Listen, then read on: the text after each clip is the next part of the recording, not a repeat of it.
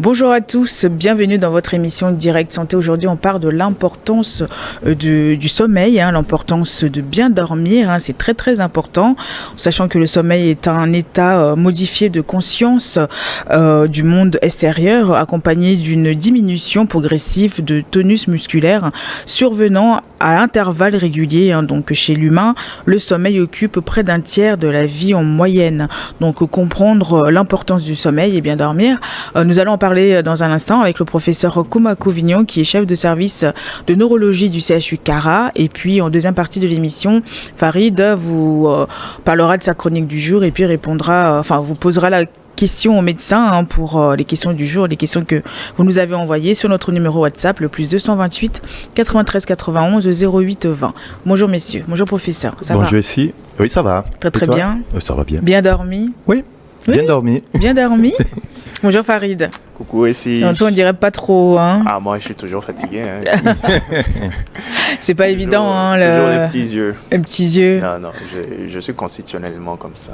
C'est ça aussi le rôle de médecin, travailler H24. C'est un sacerdoce. Je suis là pour les gens. Même en dormant, on vous appelle. Vous pouvez consulter en direct, docteur. Ah là là, comment ça va? Sinon, tout va bien? Il faut une bonne hygiène de sommeil. C'est ça, justement. J'espère que tout ça, ça va rentrer dans les neurones. Donc, professeur, ce matin, notre sujet du jour porte sur le sommeil, l'importance du sommeil. Comment définissez-vous déjà ce mot-là? Bon, on ne va pas donner des définitions, je dirais, académiques ou médicales. Oui. Et c'est juste une baisse de l'état de conscience entre deux périodes d'éveil. Éveil, D'', pas de veille, d'éveil. D'éveil. Oui. Donc, ça suppose que durant cette période, il y a une baisse de la vigilance. Il y a également une diminution du tonus musculaire. En fait, il y a des mots plus adaptés, mais bon, on va le dire comme ceci, parce que diminution ne regroupe pas vraiment, en termes médicaux, l'ensemble des phénomènes qui se passent au niveau musculaire.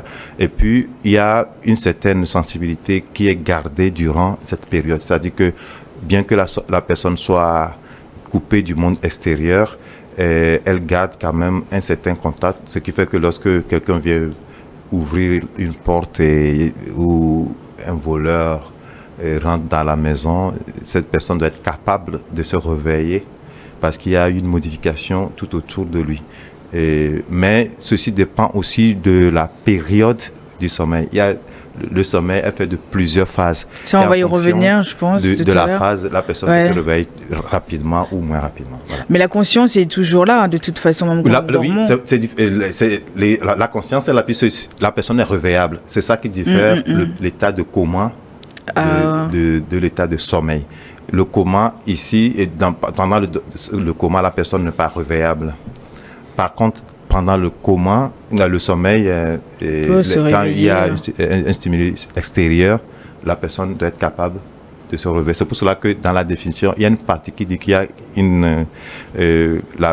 la relation avec le monde extérieur est gardée, c'est-à-dire qu'il y a la sensibilité qui est toujours là. C'est ce qui fait que la personne doit être capable de se réveiller au moment où on aura besoin de lui. On peut dormir même tout en ayant aussi la conscience éveillée, mais profondément. Non, en fait, ça dépend de... C'est ça que je disais. Les états de conscience d'une personne dépendent du stade du sommeil. Il y a des stades durant lesquels la personne, le réveil est plutôt difficile. Bien sûr, elle peut être réveillée si on stimule très fort, mais pour d'autres, certains stades, à peine on souffle, ou bien un petit soufflet, ça suffit pour réveiller la personne. Mais il y a des états où il faut vraiment beaucoup d'efforts pour pouvoir réveiller la personne qui dort. Avec l'alcool. Ça dépend de la profondeur du sommeil. Avec l'alcool, parfois. Et puis, il y a l'alcool. Bon, il y a maintenant d'autres choses qui peuvent rendre le sommeil plus profond ou moins profond en fonction si on prend des excitants et tout ça, c'est pas la même chose. Maintenant, ceci dépend, comme je l'ai dit, des cycles et en fait du niveau du cycle, puisque le sommeil, un sommeil normal est fait de 3 à 6 cycles. De plusieurs phases de sommeil, et chaque cycle en fonction des personnes peut durer 60 à 120 minutes. Maintenant, il y a une moyenne de 90 minutes qui est retenue généralement. Donc, on se dit, pendant le sommeil, la personne fait des cycles moyens de 90 minutes. Mais on va à des extrêmes de 60 à 120 minutes. Donc, ce qui fait que si la personne fait 6 cycles de 60 minutes, ça fait à peu près 360 minutes. Maintenant, si la personne fait 6 cycles de 120 minutes, ça fait le double. Donc, ceci dépendra de... Il y a certains qui ont des sommeils, je dirais, il y a des petits dormeurs, des gros dormeurs, etc. Donc, tout ceci dépend des personnes. Et qu'est-ce qui provoque ça, au fait, le sommeil? Le sommeil, ce n'est pas... En fait, le sommeil est dans le gène. Ouais. Et parce que le sommeil, c'est comme la fonction respiratoire. C'est-à-dire que pour être vivant, je dois respirer et je dois manger. Et le sommeil est une des activités de ce genre. Donc, si on ne dort pas, il y a certains nombres de... Certains disent que je n'ai pas dormi, etc. 3 jours, 4 jours, c'est pas vrai. Si vous ne dormez pas vraiment après 3 jours, il y a ce que communément on appelle folie, vous deviendrez fou. D'accord. Maintenant, parce qu'il y a des fonctions... Le sommeil est une fonction. C'est une fonction de l'organisme. C'est comme c'est une fonction, c'est comme si on coupe cette fonction pendant 3 jours, ben c'est fini. Et après un certain nombre d'heures ou de jours sans sommeil, vous mourrez en fait. Ah oui. Ah oui. Puis c'est pendant le sommeil que l'organisme se régénère. Quand il n'y a pas de sommeil, cette régénération ne se produit pas. Et donc tout ce que nous apprenons dans la journée est fixé pendant le sommeil. Notre système immunitaire est renouvelé dans le sommeil, est boosté dans le sommeil. Et les enfants croissent pendant le sommeil. Et quand on prend 2 enfants, en fait 2 personnes, on a fait ça chez les animaux, où certains animaux étaient privés de sommeil, contrairement à d'autres. On a vu que les animaux qui étaient privés de sommeil, en termes de croissance, ont eu un défaut, parce que c'est pendant le sommeil que ce que nous appelons le GRH, c'est-à-dire le growth hormone, c'est-à-dire que c'est l'hormone qui fait croître en fait la personne, ou bien comme en langage terre à terre, grandir la personne. Cet hormone n'est pas sécrété si la personne ne dort pas. Donc un enfant qui ne dort pas suffisamment aura un problème de constitutionnel de nanisme, etc. Parce que la personne a un souci sur le sommeil. Donc, c'est une fonction à part entière de l'organisme. Et lorsque elle n'existe pas, vous avez des soucis. Et il y a que le sommeil préserve de beaucoup de maladies. Parce que c'est durant le sommeil que l'organisme vous protège contre un certain nombre de choses. Et on sait aujourd'hui que beaucoup de maladies cardiovasculaires sont liées au manque de sommeil. Bon, quand on dit maladie cardiovasculaire, on va citer certaines. Il y a l'hypertension artérielle, il y a les AVC, qui, lorsque la personne ne dort pas correctement, aboutit... La personne est nerveuse, après... Le diabète, et les troubles immunitaires, etc. Ou bien, quand vous ne dormez pas bien, vous êtes sujet à développer des maladies qu'on ne doit pas avoir en temps normal. Par exemple, quand il y a un petit virus qui se promène, si vous dormez bien normalement, vous ne devez pas le choper. Mais par contre, lorsque vous ne dormez pas suffisamment, vous le chopez parce que c'est le sommeil qui booste l'immunité de la personne. Parce qu'on est fatigué aussi. Maintenant, la fatigue, en fait, les gens pensent qu'on dort parce qu'on est fatigué. Non, quand on ne dort pas assez, oui, quand on ne dort pas assez, oui. Maintenant, des fois, les gens sont fatigués au réveil parce qu'ils sont déprimés aussi. Il y a deux entités.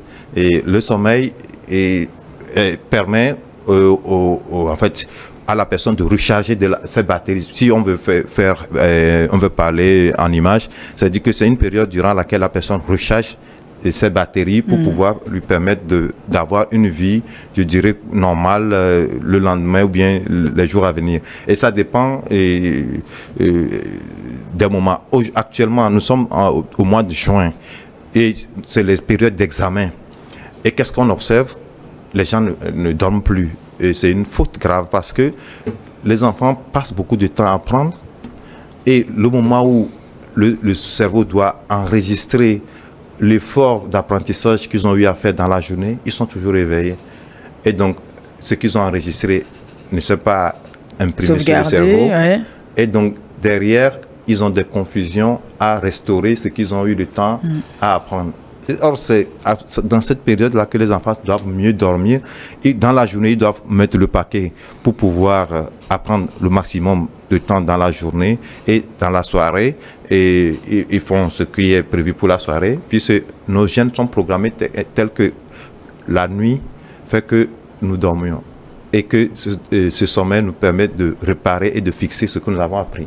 Maintenant, pour revenir vraiment à la question, qui est de comment ça se passe, il faut savoir que c'est des choses qui sont programmées. C'est pour cela que si vous vous déplacez dans un pays où l'écart d'horaire est grand, supposons que vous allez aux États-Unis actuellement, où on a plus de 4-5 heures, en fonction du niveau des États-Unis où vous vous trouvez, et vous verrez que vous aurez en fait, au début, un problème au moment où les gens sont éveillés, vous aurez tendance à dormir. Parce que ça correspond au temps au Togo où vous dormiez. Donc, il vous faudra un certain nombre de jours pour vous réadapter. Parce que ça a été... il y a l'horloge interne qui fonctionne et qui vous a déjà programmé par rapport à ceci. Maintenant, quand vous allez changer de pays, votre organisme, votre cerveau, en l'occurrence, va avoir de nouvelles informations pour lui imprimer en se disant que, écoutez, la période de sommeil ancienne doit être changée parce que il y a le temps, la période diurne ne correspond plus à la période diurne d'avant.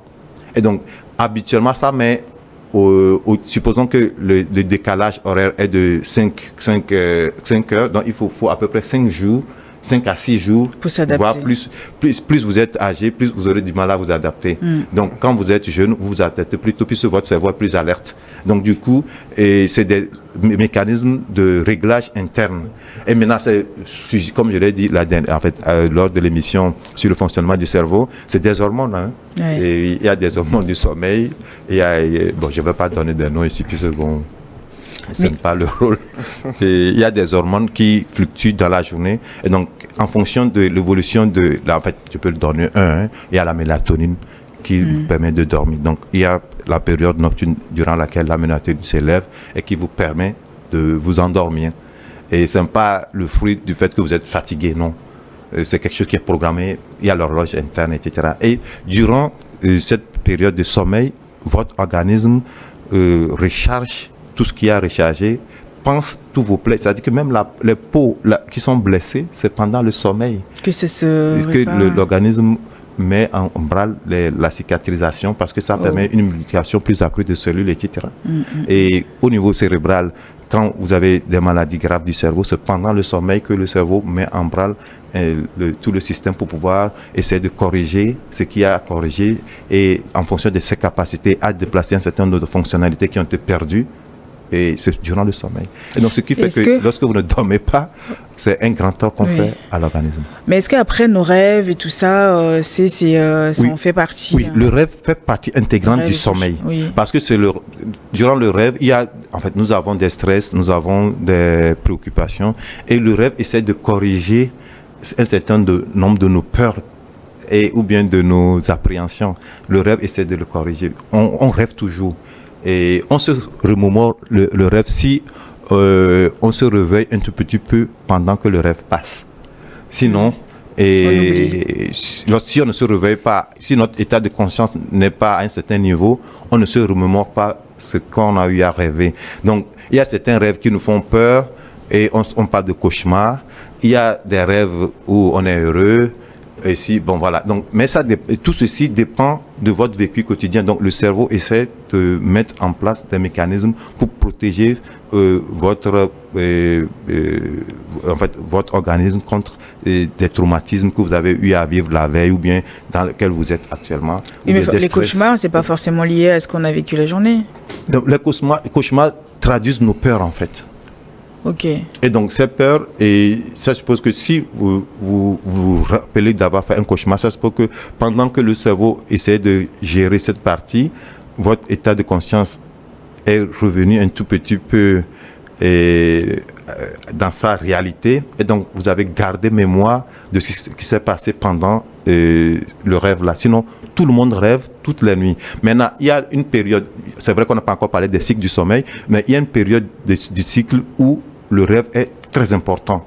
Et il y a une autre où le rêve peut venir, mais est moins important. Et là, souvent, quand ça survient durant cette période, et là, puisque en ce moment, le sommeil n'est pas très profond, on s'en souvient très vite. Et justement, les cycles alors Oui, les cycles, étapes. il faut dire qu'il y a globalement 2 cycles. Il y a le sommeil lent et le sommeil, je dirais, paradoxal. Donc, le sommeil lent est constitué de 2 entités. Il y a la partie légère, ou bien on parle de sommeil lent léger, où quand vous commencez par somnoler, vous n'êtes pas complètement endormi, vous êtes réveillable tout de suite. Et la deuxième partie du sommeil lent, qui est le sommeil profond, où vous êtes moins, pour vous réveiller, il faut un peu plus d'efforts pour vous réveiller. Maintenant, le sommeil profond correspond globalement à ce que nous appelons, il y a une partie qu'on appelle le REM, c'est-à-dire que là, votre cerveau fonctionne comme si vous étiez éveillé.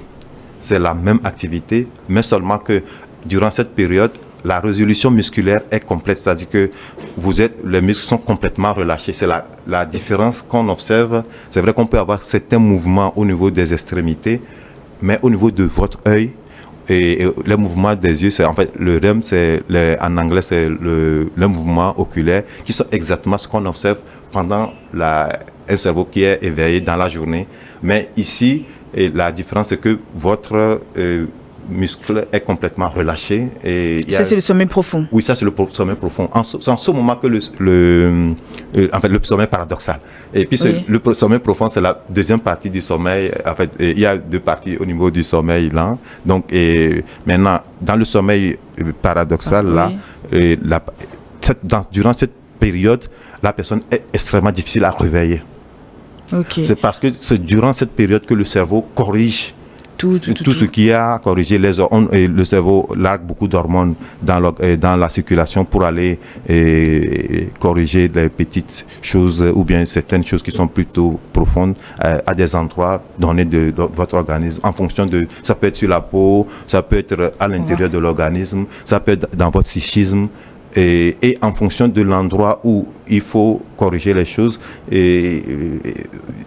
le cerveau n'a pas la même durée en fait, cette période varie en fonction de la personne et en fonction de ce qui a corrigé, parce qu'une personne peut avoir des cycles différents. D'accord, ok. On va juste marquer un temps de pause, on revient après les informations, restez avec nous.